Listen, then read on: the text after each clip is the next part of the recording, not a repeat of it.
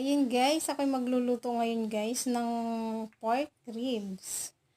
Ayun na guys, sa akin ang ay hindi, nilagyan ko pala ng tubig guys. Tapos pinakuloan ko na, nilagyan ko ng sibuyas at saka paminta. Ayan yung aking gulay guys, yung bagyo pechay, bagyo beans at saka yung patatas. Nilagay ko na yung bagyo beans. Tapos isinunod ko na yung patatas guys, pinakuluan ko muna siya. After nyan, inilagay ko na yung bagyo beans. Ay, ano ba yan? Yung bagyong pechay, guys. Ganyan lang naman kasimple lutuin yan. Yan ang aming ulam ngayon, guys. At bagay sa tag-ulan. Dinagdagan ko ng tubig, guys. Kasi, nung inilagay ko na yung pechay, nawala yung tubig. Pero nung kumulo na siya, ayun, medyo dumami na yung tubig guys. Para naman makahigop ng sabaw.